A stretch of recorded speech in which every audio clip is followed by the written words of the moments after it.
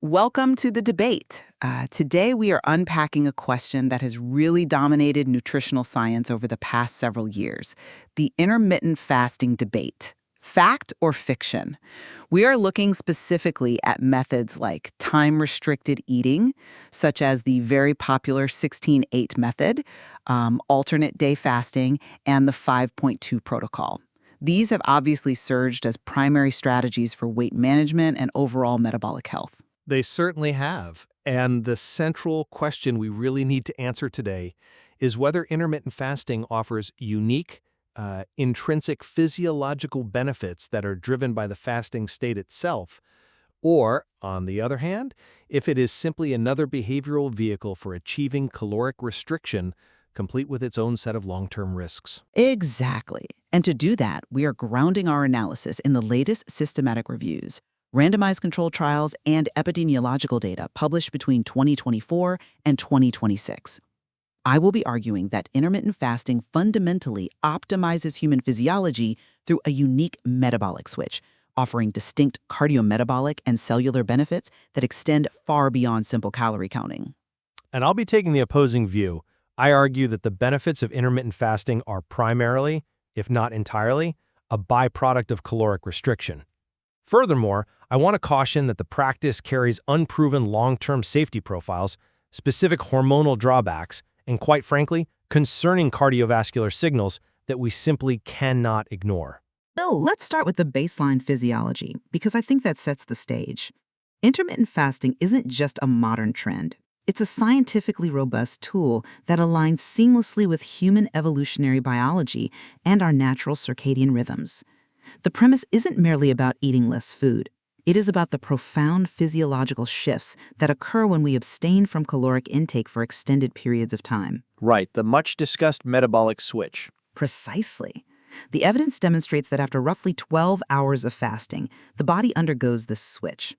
What happens is that your hepatic glycogen reserves, essentially your liver's stored glucose, become depleted. When that runs out, the body's forced to transition from utilizing glucose to fatty acid oxidation and the production of ketones.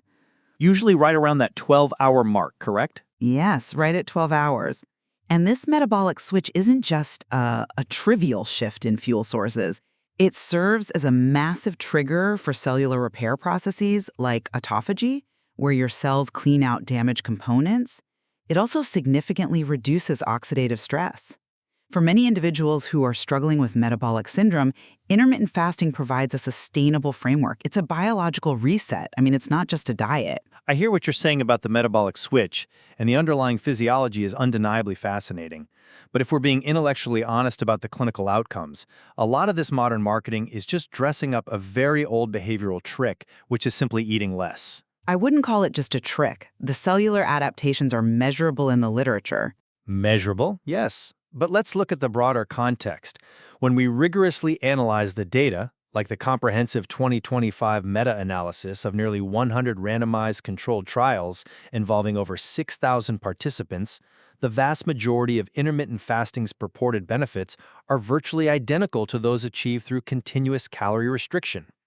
The weight loss observed is typically 3 to 8% of total body weight over an 8 to 24-week period. That perfectly mirrors standard caloric restriction. But weight loss isn't the only metric of success here. You have to look at the downstream effects. True, but weight loss is the primary driver of those other benefits.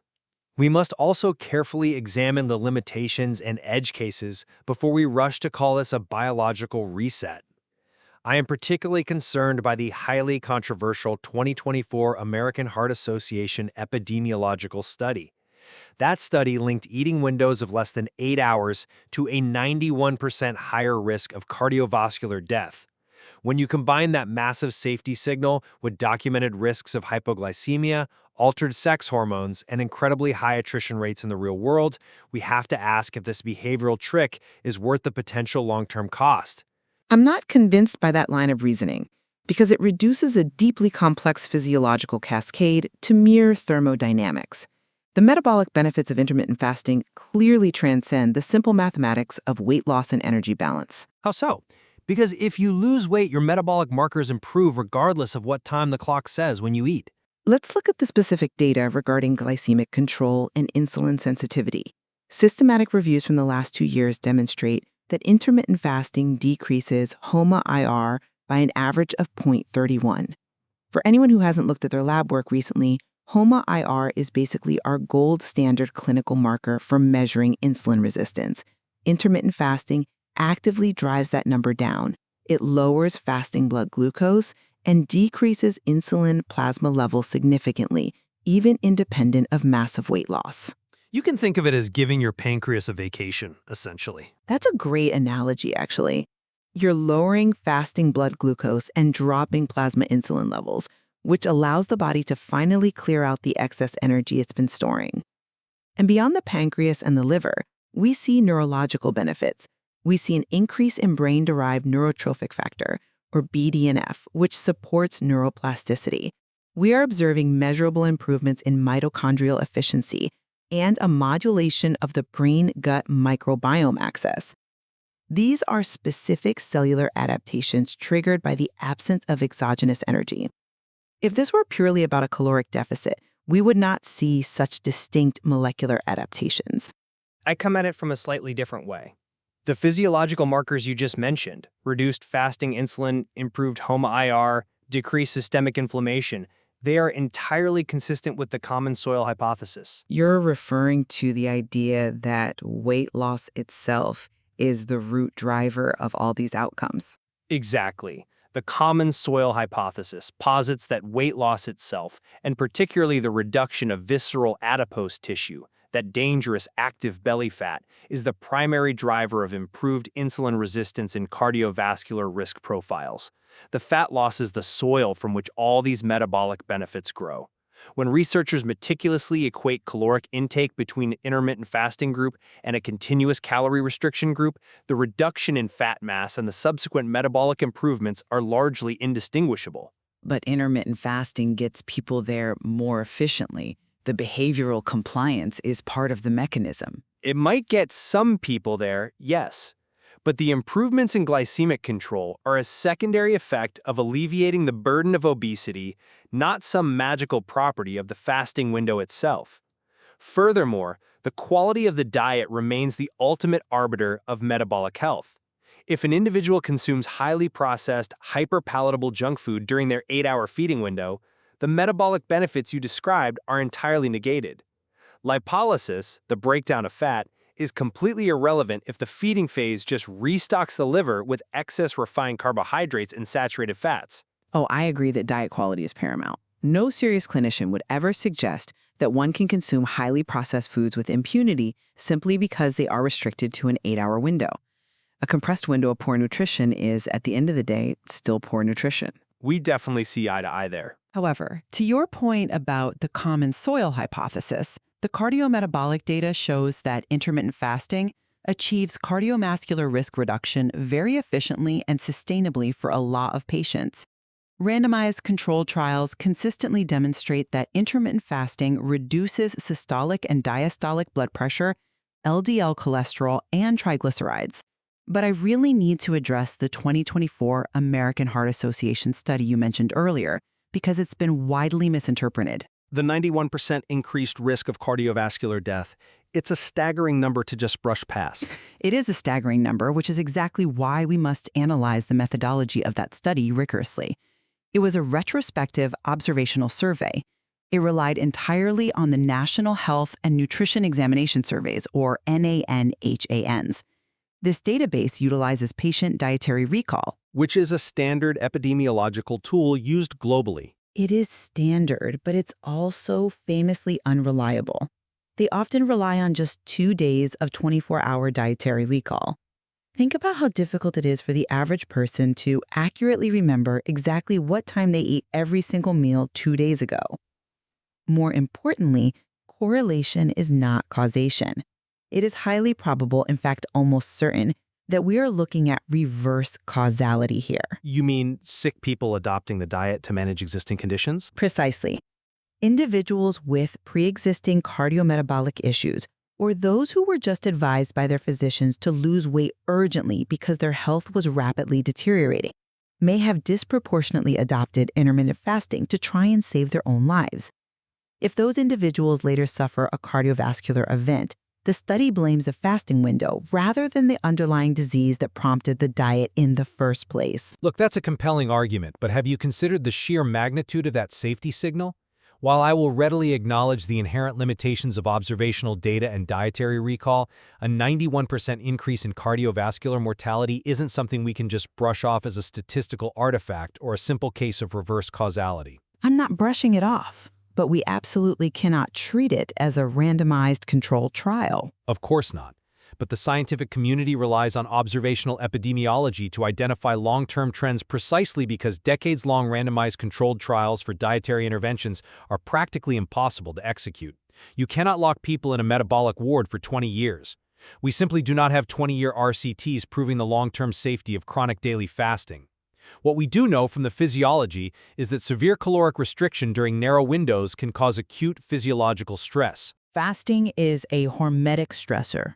Much like exercise, it stresses the system temporarily, but it makes the body more resilient in the long run. It can, but not necessarily for everyone's cardiovascular system. For instance, reduced blood volume during extended fasting periods forces the heart to work harder to maintain baseline cardiac output. This can potentially lead to heart palpitations or exacerbate underlying arrhythmias in vulnerable individuals. Until we have longitudinal data definitively proving its safety, advocating for an intervention that carries such a profound potential cardiovascular warning flag is premature at best. Caution is always warranted in clinical science. I agree with you there. But we must weigh observational anomalies against the very robust physiological data we have from controlled environments. Let's pivot to another major fear people have, which you touched on earlier, the idea that fasting is going to eat away at their skeletal muscle. The body composition data is a critical piece of this puzzle. It cannot be ignored. Right. There is a persistent narrative out there suggesting that intermittent fasting promotes excessive muscle loss. Yet, the clinical trials repeatedly demonstrate that while individuals do lose lean mass, it accounts for approximately 25% of the total weight lost. The other 75% is adipose tissue or fat. Yes, but a 25% reduction in lean muscle mass is exactly the ratio observed in traditional, continuous calorie restriction. This only reinforces my earlier point.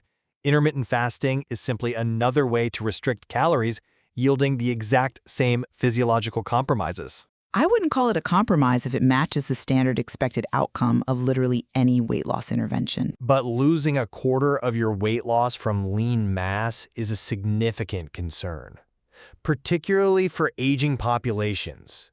Sarcopenia, which is just the medical term for age-related muscle loss, is a major risk factor for morbidity and mortality in older adults. We also must consider vulnerable populations. For individuals with severe muscle-wasting conditions or even late-stage type 2 diabetes, intermittent fasting can induce dangerous hypoglycemic events. The loss of functional lean mass while fasting isn't a trivial side effect. It is a fundamental metabolic reality when the body is forced to scavenge for amino acids during prolonged energy deficits. That's an interesting point, though. I would frame it differently.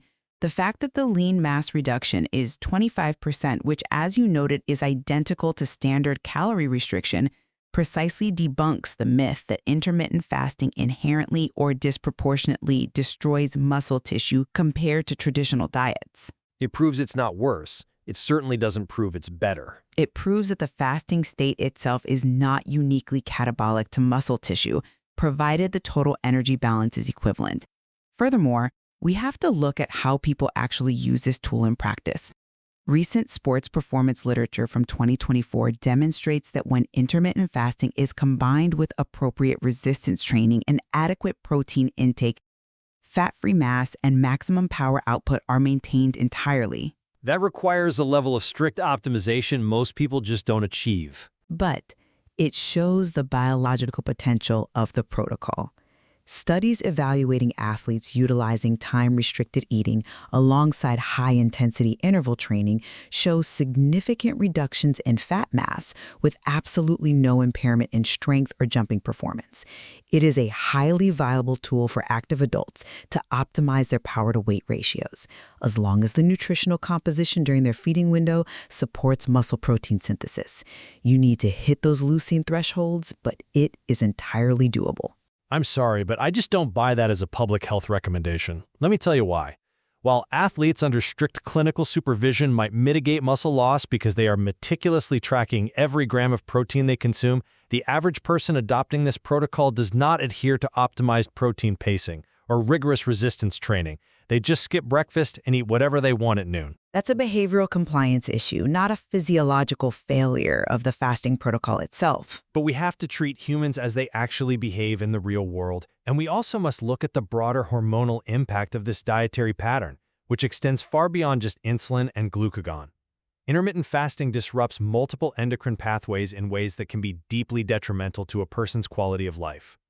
Current literature clearly indicates that intermittent fasting can significantly alter sex hormones. You're referring to the androgen data from the recent trials? Yes. In lean, physically active males, it has been shown to decrease androgen markers, specifically free testosterone levels.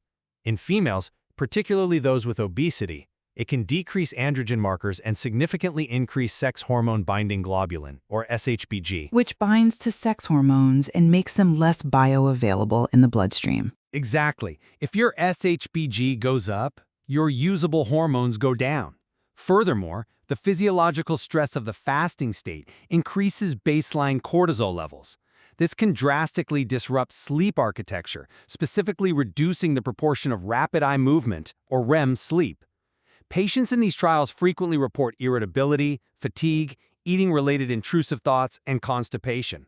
When we look at long-term adherence to the stricter forms of this diet, like alternate-day fasting, the dropout rates are notably high.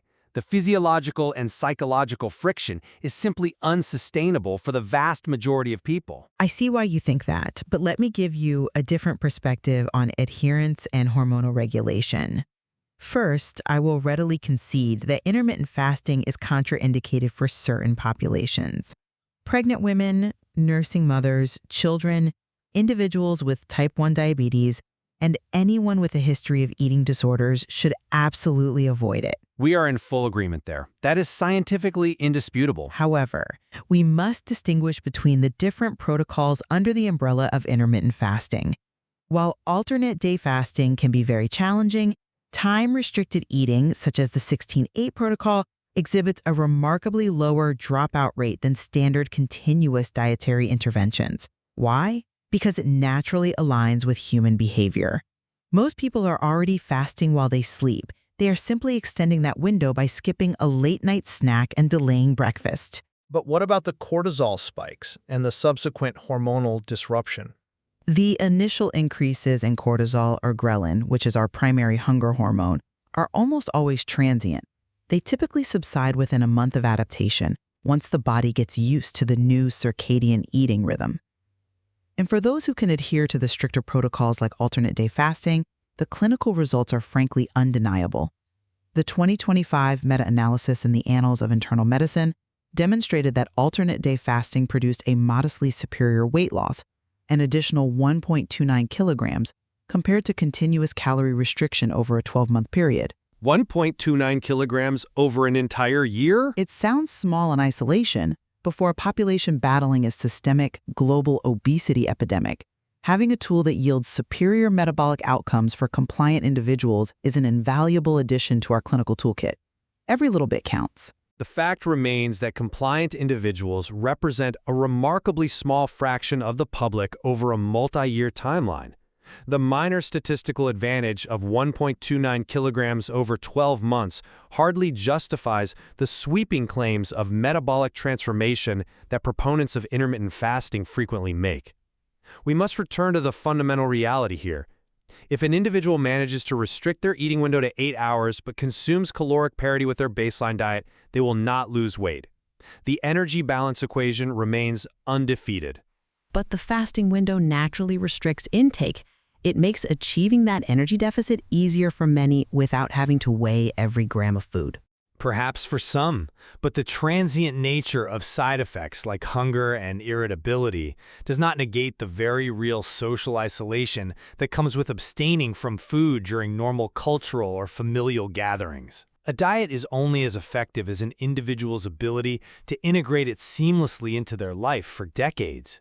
When we combine the social friction, the potential for testosterone suppression, the alarming cardiovascular safety signals from the AHA, and the high risk of rebound weight gain once the restrictive window is abandoned, continuous, moderate calorie restriction, coupled with a balanced Mediterranean-style dietary pattern, remains the far more evidence-based recommendation for long-term human health. Well, let's synthesize where we've landed today. From my perspective, the scientific literature from 2024 to 2026 clearly validates intermittent fasting as a robust, evolutionary aligned framework.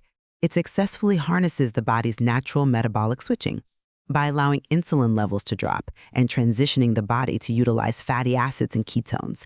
It provides a highly effective alternative to standard continuous calorie restriction. It is certainly an alternative, yes. And it has been proven to improve insulin sensitivity, optimize body composition by targeting visceral fat while preserving muscle mass when combined with exercise, and improve overall cardiometabolic health markers. It is not a fad.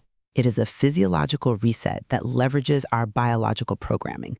While it definitely requires mindful implementation, it offers a distinct, evidence-based pathway for addressing the modern crises of obesity and metabolic syndrome. To summarize my perspective, the rigorous data shows that while intermittent fasting is undoubtedly a useful behavioral tool for achieving a caloric deficit, it is not a biological magic trick.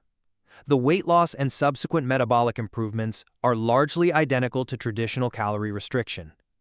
Given the lack of decades-long safety data, the alarming cardiovascular mortality signals observed in recent epidemiological studies, and the documented shifts in reproductive hormones, we really must proceed with caution. Diet quality and continuous energy balance remain the paramount drivers of longevity.